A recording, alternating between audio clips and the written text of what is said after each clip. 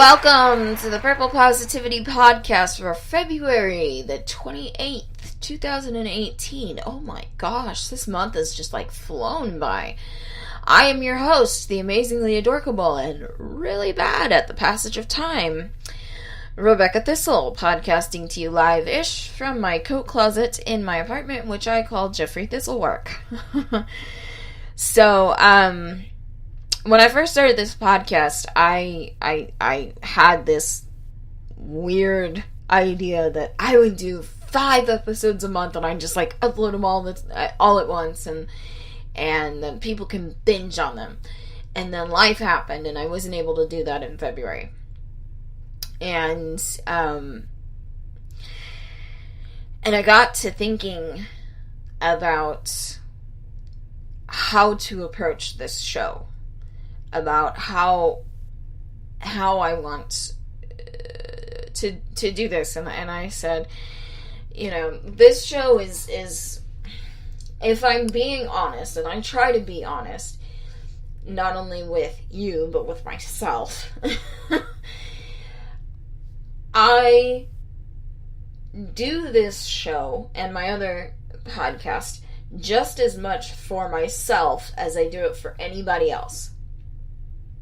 Let's be real here. This is almost therapeutic for me to constantly be thinking, oh, what can I talk about on the Purple Positivity Podcast? Or what can I talk about on the Purple Lit Nerd Podcast? I'm sort of scrambling right now because I don't know what book I'm going to do in April on that show. But that's another thing for another day. So I decided that I was going to make it a goal for the month of March alone to post 3 times a week.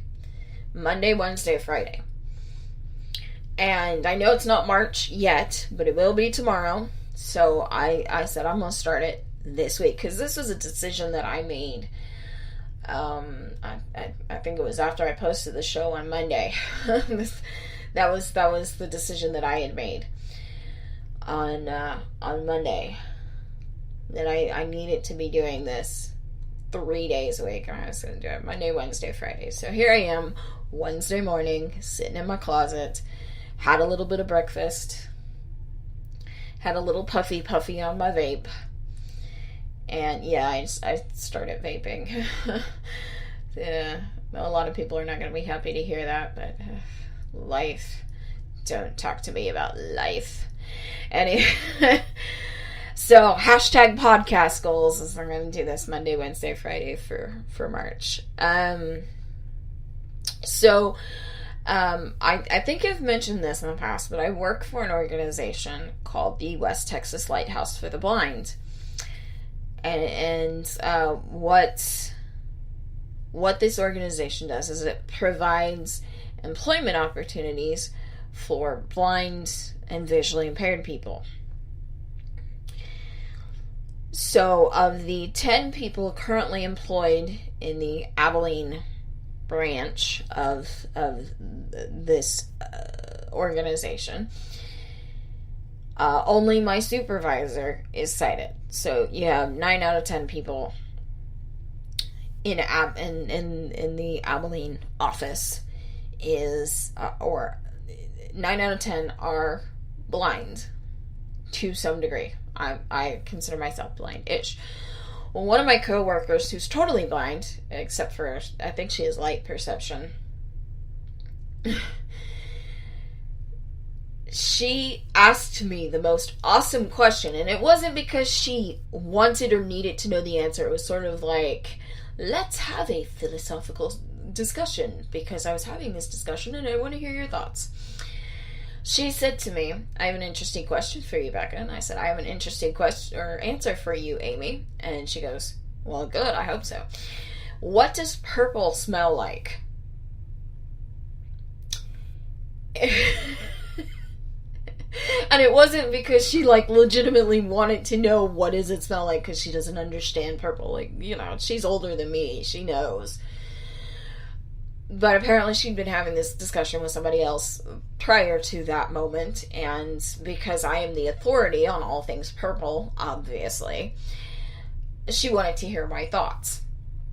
And so I said, you know, essentially that it's different to different people. To me, purple smells like Arctic Fox Purple Rain hair dye. It smells like grape bubblegum. That is what that hair dye smells like. Oh, it's fabulous.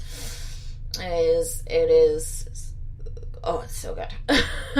But that's what I associate, like, that's the smell I associate with the color purple for my reasons.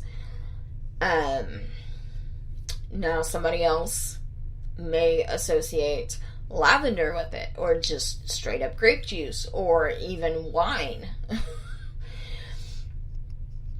And, you know, and she said, you know what, I associate grape with it as well. And I was like, well, there you go. But anyways, because she started my day with that question, it was like, I love thinking about, you know, weird things like that. But it got me thinking about,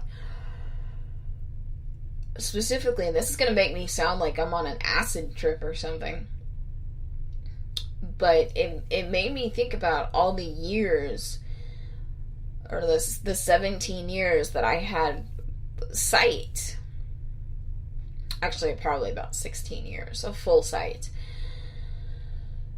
And how much I missed out on because my primary perception of things came from my vision.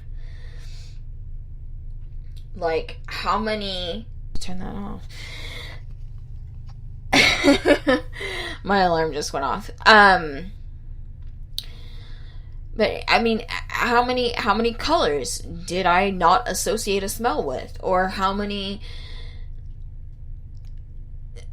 This is going to sound even weirder, but how many vehicles did I not associate a tactile image, I guess you could say, with? You know, but here's where I'm going with this. About 10 or so years ago, my grandmother still lived here in Abilene. And she and I would have lunch every Friday. And she would come pick me up out in front of the leasing office of my apartment complex. So,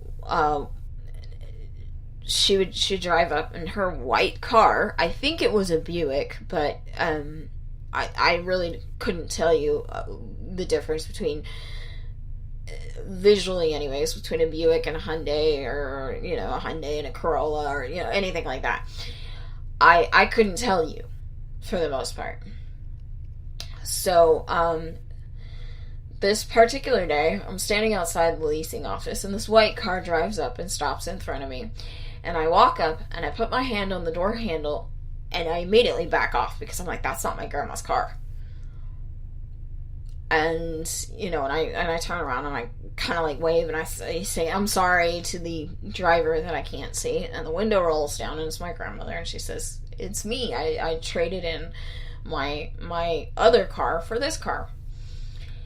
And so I go, oh, okay. And I laugh it off, and I get in, and I buckle up, and she says, of all the people to notice that I traded in my car, I actually expected you to be the last person to notice that, because, you know, I was trading in my white Buick for a white Buick, and I was like, the door handles were different. And she kind of went, I'd never even thought of it that way. Like, I hadn't even noticed the door handles. And I was like, yeah, they're different than the one you had before. And I tried to explain it to her, and she, because she never really stopped to think about what the door handles felt like. It wasn't necessarily going over her head, but it was, she couldn't be sure how different they were. And that small experience really stuck in her mind about perception. And it's obviously stuck in my mind about perception. But it came to the forefront of my mind when Amy asked me, what does purple smell like? Because I sat there going, the rest of the day is I'm assembling my pins, and I even got to do lanyards for a little while. When I'm sitting there assembling and away, and all I could think about was, how much did I miss out on? Because I was so busy using my eyes, while they still worked, to perceive the world. And how much am I still missing out on? And I'm kind of realizing this because a lot of Netflix shows now, especially the originals, have descriptive audio.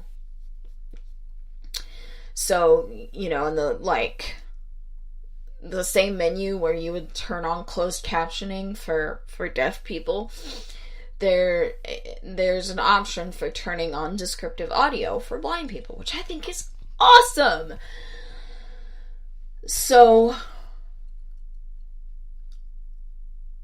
because there's descriptive audio, it's not like you get to see, it's not like it can cover all the little details, but these minor details that would have completely gone over my head without the descriptive audio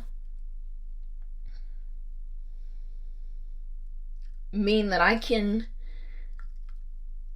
at least have a similar experience with these shows as a fully sighted person. I'll give you one example of this. There's this show called Girl Boss, and they only did one season, and they will only do one season because apparently reasons, but I feel like the story got told, so I'm not bitter about it. But there's an episode in that where the main character, Sophia, she sells vintage clothes through eBay, and she sells this bride-to-be a vintage wedding dress, and the bride-to-be sends it back claiming that there was a stain on it. Sophia decides to take the high ground and says, you know what, I'll clean it and I'll get it back to you in time for your wedding. So, clock is ticking, right? So she finds a dry cleaner, and the dry cleaner looks at the stain and licks the stain and determines that it was from Diet Coke. That it was a Diet Coke stain. It was not a coffee stain, it was from Diet Coke. And she was like, okay, can you fix it? And he says yes. And one thing leads to another. Anyway, so Sophia gets the dress to the bride like barely in the nick of time. But in the chaos that ensues at the end, there's a shot of the bride's mom pouring herself a Diet Coke, insinuating that the mom had spilled it on the dress and started this whole mess in the first place.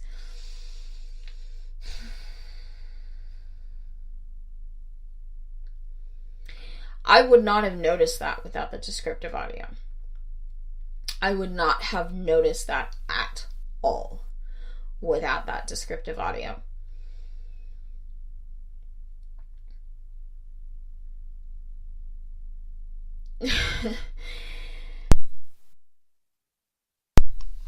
And so it's an interesting, it's interesting how important